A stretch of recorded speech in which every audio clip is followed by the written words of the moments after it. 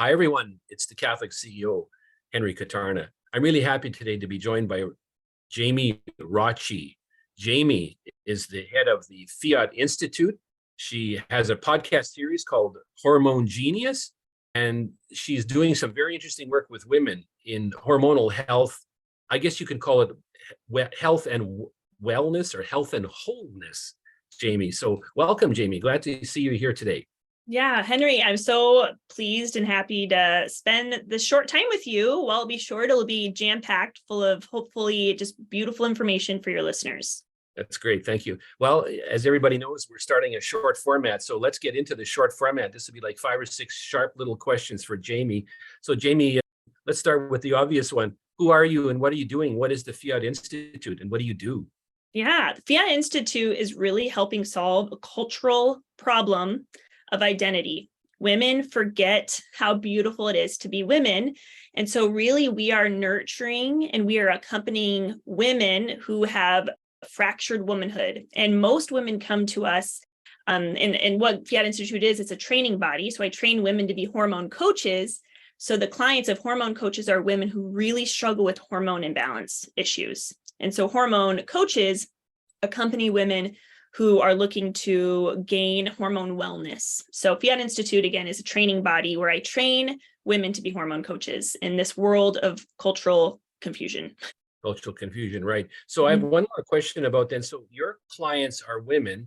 Now, the clients of the Catholic CEO are largely men. Yes, it's true. But about a third of our clients would be women, and they are leaders of businesses. They are mothers. They are spouses. And so what is the issue that they face then in that particular regard, juggling all those things? Absolutely. Ladies, now listen, I am sure you have found yourself, and you probably found this podcast because you were searching Catholic business podcasts. I found myself there too 5 years ago. And 5 years ago, I couldn't find good Catholic business podcasts. It was very, very hard. And so I love that a third of your listeners, Henry, are women, because as women, we have, of course, we honor our vocation as mother, but men and women are different. We're different. And we because we're different, biologically, our nature is different. That means we have to run our business to really support that first vocation as wife and mother. And so the reason it's important, again, from my perspective, is the only way that we're really going to feel peace in the home is if we keep right order. And right order, in my opinion, and in my deep belief, is first knowing our identity as daughter. So our rootedness as daughter of God, of Christ, of God. And secondly, as wife, mother, as woman, our vocation. And only then, when those two things are in right order, can we actually produce fruit that we can feel peace with, joy with. But there really needs to follow that right order. I love the right order concept, Jamie. So you're a woman who is running an important business and it's got an apostolate kind of component to it. Why did you start this?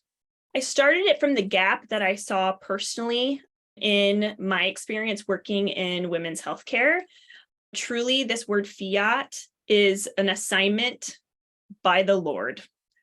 And to all of us, yes, to all of us. But I will never forget, there was a night about 15 years ago where I was wrestling with my bed sheets and I was getting trained as a fertility care practitioner through Pope Paul VI Institute. And I couldn't decide on the name I was to call my fertility care center. And at that point in my life, Henry, I was discerning whether I should quit my full-time job. I worked at a college and devote my whole life to this crazy dream of teaching women about the dignity of their fertility cycle. And so I was trying to think, what should I call this center? But should I quit my full-time job? And in an instant, the Lord answered my question at night as I couldn't sleep at all. And he whispered over and over again, fiat, fiat, fiat. At that time, I was 25. I didn't even know what fiat meant. I didn't even know what fiat meant. I woke up that next morning. I looked up what fiat was, and I, right then and there, for your listeners, if you're not sure, but fiat means let it be done. So it was Mary's response to the angel Gabriel when the angel Gabriel invited her to be the mother of Christ. He was a messenger of God. She said, fiat, let it be done to me according to thy word. So right then and there, I felt God was calling me to say fiat to his will and to also encourage women to say fiat as well to God's will for their life. So that is why this work is so important to me, is only by understanding our nature as women can we truly fulfill God's purpose and calling for us. Excellent, excellent. So you're in business, and so you're exemplifying what it is that many women in business are doing. So I guess it's been easy, right? What are the main challenges you've faced in your business? What kind of pressures have you faced as a woman in business? Yeah, that I would say one of the main things is this imposter syndrome that holds so deep within me, like myself, and then also the women that I've served. I've had to do a lot of coaching. I've had to receive a lot of mentoring to help myself get through that. But there is a very deep and almost disturbing sense of self-deprecation that women believe they have to put onto themselves in order to be holy. And it's really, I think, a tactic from the devil. It truly is. He wants to talk us out of doing anything that will build up God's kingdom.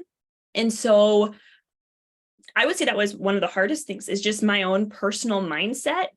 And praise God, I have to work on that every day, but I learn something new every day. And I have been able to really pour what I've come to learn and know about God's truth and about using our charisms and understanding those giftings of God to really build this business. So the hard thing, mindset, kind of just feeling like an imposter at times, having to fight through that, and working with women to do the same.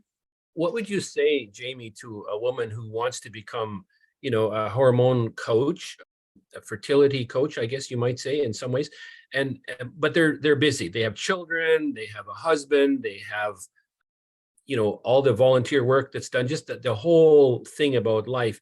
Now they're going to pile on this thing on top of it all. And is it a side gig? Can you go into it wholeheartedly? What would you say to a woman who wants to start something in this area? First thing I would say, if God is calling you to it, he'll see you through it. We've heard that before, right? Right? He will. And so if a woman is trying to discern if this is something that God is calling her to, she won't be able to stop thinking about it. God will continue pulling at her heartstrings. Because of that, I believe God bends time in our favor. So when we are called to do something for the Lord, he will bend time in our favor. It is amazing how much energy we get when we do something we're called to do for the kingdom. And so it may seem like it will decrease our energy and really limit us. But what I have found to be true is that this gives us energy, and it gives us kind of this excitement for life. But to answer your question more tactically, like, well, no, Jamie, literally, there's only 24 hours in a day. How does a woman do this? Well, I created this program for the stay-at-home mom, actually. And so my specific program, it's a combination of live calls and modules, online course modules. So you can get to it when it works. So it's a course built for moms by a mom. Myself, I have 4 kids. And so, and it's part of it is self-paced and part of it is done together, because again, as women in particular, we thrive in relationship. And so we get energy through others. We heal when we're in community, and we also learn best when we're in community. So there's something so powerful and transformational when you do this with a group of women. So again, while it may take time and it may take financial investments and investments of time and money, what you get out of it is more than just, oh, I have a business now. In terms of the question of, is this more of a side gig or a full-time gig? It depends on how much time that woman wants to pour into it. But she has her own business. I have had clients or students who've made this their full-time business, and other students who do this on the side, or maybe their motherhood is their first and foremost, and then they do this work in the evening. So it really can fit to the schedule of any woman. Yeah, it's amazing, really. And I love your point about how God bends time. This is something that it's an expression I haven't heard before, but it's a good one, because God bends the time and he creates it. So it seems that a lot of people feel that we pay a price for starting a business.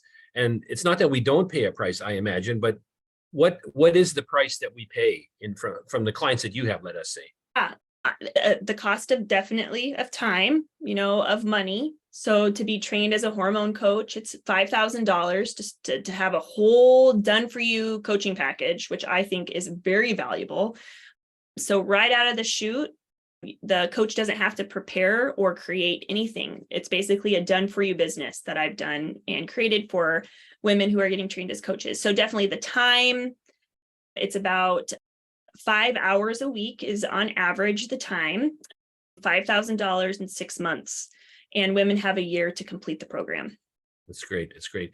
Let's talk just for a minute about the secular world out there who sees this kind of a business. Are the clients Catholic women? Are they any woman who's interested in, tell us about that. Yeah, this is a great question. So the women that I serve, so my clients are women who want to be hormone coaches. So they're definitely of the Christian worldview. Many of them are Catholic. All of them have a strong faith, whatever their denomination is. We talk about natural law. We talk about fiat, Mary's fiat. So it's of no hidden anything. I'm full, proudly Catholic, a Catholic woman. And the clients that hormone coaches serve, any woman. And really my true goal of this whole business model, I didn't want to recreate NFP systems like Creighton or FEM or Marquette, the symptothermal method. I didn't want to recreate any of that. Really, this is a system that is the feminine version of that data-driven masculine. Not that that's bad, but we need complementarity. And so we're coming at it from kind of like that hormone doula perspective. Yes. Which I think is a beautiful thing. It is a beautiful thing. And I'm familiar with how a doula works just in the most common area that I'm familiar with would be in childbirth. But there's a doula concept here at work in the whole hormonal balance question, isn't there? Oh, absolutely. Yeah, absolutely. Yeah. Women, they're charting their cycle, but they can't get their hormone issue taken care of. They know they don't feel right, but they don't have something that requires surgery, let's say, or even medication, but they still have the heavy periods, or they still have difficulty losing weight. And there's not a whole lot of people who won't push the birth control pill on them. And so again, that's where this was born. I want the clients of hormone coaches to feel like they have the permission to ditch the pill. So 30% of women change their birth control method 5 times. It's because they don't like the way it makes them feel. And so, and it's often they're using for a health concern. And so typically their first thought isn't, I'm going to chart using NFP because of a health concern. But that's how we forward face this business is, do you have a health concern? Ditch the pill and let us help you restore that by lifestyle, movement, proper education. Let us help you. So this is like it's a true accompaniment for these women who feel like they just don't have any more answers. It's beautiful. It is beautiful. And I love your answer about that, because I know that many people who come to us to start a business, there are so many barriers and so many, hindrances that are out there. And this is a big one. So you're actually you're opening a door for women to start a business and to do not only hormone coaching, but I suppose other things, because the lessons learned here are important. Yeah. Henry, I want to say one more thing just real quick about that. Please. The really cool thing that I've come to really become interested in is this idea that as a businesswoman, I can leverage my natural strengths based on where I'm at in my cycle. So if I am in my fertile phase, that means not just am I fertile as a woman biologically, but I'm more creative. I am more attractive. People want to buy from me. I am more emotionally intelligent. I'm better at reading faces. And so in terms of understanding the cycle, it's way more than just avoiding or achieving pregnancy and even managing our health. It's really everything about us as women during these childbearing years truly is effective to our benefit. And then after I ovulate, I'm more detail oriented. And so during that fertile time, when I'm coming up with all my $1 million ideas, during my infertile phase, it's not necessarily infertile of creativity, but it's when I'm able to bring in an actual strategic plan. I can be more detailed, and I'm going to answer my emails during that time of my cycle. So it's like you're really able to amplify your feminine genius when you can understand it, even in business. It's awesome. And I could just see a lot of men who lead businesses or who have teams made up of men and women could learn this, because look at what you just told us is so important. You can actually chart a part of your hormonal cycle can actually chart your creativity or your, let's call it, business effectiveness. This is an amazing tool. It's amazing. It's amazing. It's amazing if you have to schedule that sales call, you know when to do it, you know when to schedule it. I mean, it's beautiful. Or that presentation, it's an amazing gift that many women don't realize we even have. You know, again, a comment from my clients, the women who work with us, you know, there are times when I can tell it's not the greatest moment to be having the meeting, let's just say. And, you know, sometimes the issue comes up, yes, but most often it does not. It's a hidden thing. It's not something that is easily discussed. And so here it is. You've actually painted for us a picture that's it's amazing. I'm really pleased that we're talking about this. Let me hit you with a couple of short snappers on one is you're a Catholic woman. You appeal to a broad range of Christian women and people of principle. What about your faith story? Did you ever lose your faith? Did you ever have trouble with your faith? Have you been a strong faith person all in your life? I grew up cradle Catholic, so I didn't necessarily understand or know the importance about having a personal relationship with Jesus. It was a lot about rules and God and not wanting to disappoint God and that whole deal. And so grew up cradle Catholic. When I went to college is when I stepped away from my faith and my Catholic faith, I should say. I started going to a non-denominational church where they read the Bible. And so then I started reading the Bible, and truly it was through reading the Bible at a non-denominational church that I came back to my Catholic faith. And I'll never forget it. It was a secret. I did not tell my parents that I was not going to mass. I was lying. I didn't tell them. I'm like, you know, I'm going to mass with them when I visit, but I'm not going to mass like I was, you know, while I was in college, but I was going to church. It just wasn't mass. So I remember it was Easter and I was mad. I was mad because not everyone can take the Eucharist. I didn't understand the whole thing. Like I was dating someone at the time and he couldn't go up and take the Eucharist because he wasn't Catholic. And it was just this unjust, like I'm angry sort of feeling. And it was at Easter when the priest was holding up the host and he was saying the Eucharistic prayer. He says, "Do this in remembrance of me."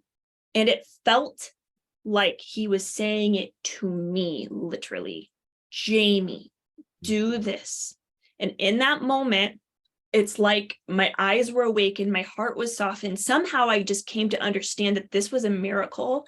The second thing I came to understand was that anybody could go up and take that Eucharist as long as they understand it. It's not like, oh, you can't. No, you can. And there's a process for important things. There's a process for important things, but this is not exclusive. Oh, it's only for certain people. It's for everyone. But we need to understand what we're doing because the most important things we need to understand, like there has to be a process for. And that whole moment, it's like all of that learning that I did with the Bible and that mass, like I just heard the Bible all the time throughout the whole mass. So from there, I've just been on fire with my faith, but it took me stepping away to truly understand it. No, thanks for telling me. I can see that you're on fire. What's the greatest business mistake you've ever made? I would say in my early years, so I don't remember if I had said this earlier in our interview, but I've founded a nonprofit women's healthcare center, part of the Guiding Star Project. If your listeners are passionate about life and women and natural health, Guiding Star Project is a great project to look into. But I opened a location and I didn't know anything, Henry, about nonprofit work. I mean, I was just saying yes to the Lord. I'd say one of my biggest mistakes probably is not understanding how to run a meeting. I didn't know how to run a meeting. And that's so important to and know when you're starting a mission, you know, you need to know how to run a good meeting. Sure. And so, you know, I have ADHD tendencies. And so if I don't have a good plan, people get confused. If I have a good plan, it's great because there's fire like in me. And so there's good focus. If there's not good focus, I can lose people. So I'd say at the beginning, when you're trying to start a movement, which is what my whole goal is being part of this holistic feminism movement. Again, that's coined by Leah Jacobson with Guiding Star Project. Being part of that is big for me. And again, a big thing I learned is you just have to make sure that what you're conveying is clear so people want to get on board. Yeah. I'm going to send you my presentation called Death by Meeting, which you'll have some fun with that one. Okay, here's another one. What does your husband do? He's part of this, isn't he? He is a teacher. So he's a high school teacher, but he and I have this business together. So him and I started our business. Actually, we had an essential oil business. We still do. 6 or 7 years ago, we started working together. And that's when I started understanding this whole these natural tools to support hormone health that really came from that process. We still do that business, but Fiat Institute is our main thing. He does a lot of the numbers and the finances and the reports and stuff like that. The back office guy, so to Yes, speak. he's the back office guy. What's your greatest business move that you made? What's the best thing you've done in your business? Really, it's going back. It doesn't seem like a businessy answer, but it is. It's truly trusting that God is leading me. Knowing that if I have a problem or an issue, I think it's just this feminine genius. I know men have it too, but it's this receptivity. It's this receptivity. If I don't know the answer, if I am still, he will send someone to me. He will inspire me. It's trusting that God will always guide me and direct me. And again, it doesn't seem businessy, but truly it's that moment of fiat, and truly knowing too that in right order, when I can water the root system with prayer, journaling, thinking and praying to God and serving, then I know that my vocation as a woman will be strong, wife, mother, that only fruit will be born. Like I said earlier, that's like the key anchor. And I didn't make up that. Katrina Zeno, with writing the book, Discovering the Feminine Genius. If you haven't read that, I think about that all the time. So I hope I answered that question. Yeah, that's great. Perfect. All right. As we conclude, Jamie, where do we find you? Where do we get information about you? Where do we take your courses? Where do we sign up? Yes. Visit me at fiatinstitute.com. You can follow me at Fiat Institute on Instagram. And through that, you'll be able to learn more about my hormone coach certification program. So be sure to check out my website if you want to learn more about what it takes to be a hormone coach. Secondly is the Hormone Genius podcast. So hormonegenius.com. We also have a mini course. Me and Teresa Kenny is my co-host. So we have this podcast together, and we have a Hormone Genius mini course where you can learn all about 5 signs to know you have PCOS, low progesterone, 5 questions to ask your doctor. We have plenty of these little sessions in a mini course, only $47. So you can also purchase that as well. And if you have questions, you can always also email us at thehormonegenius@gmail.com. Perfect. Thank you, Jamie. Well, God bless you in this work. This is such important work that you're doing. I know everybody will love to learn more about you. So thanks again for being here with us today. And thanks everyone for joining us. It's the Catholic CEO, Henry Katarna. God bless you all. See you later.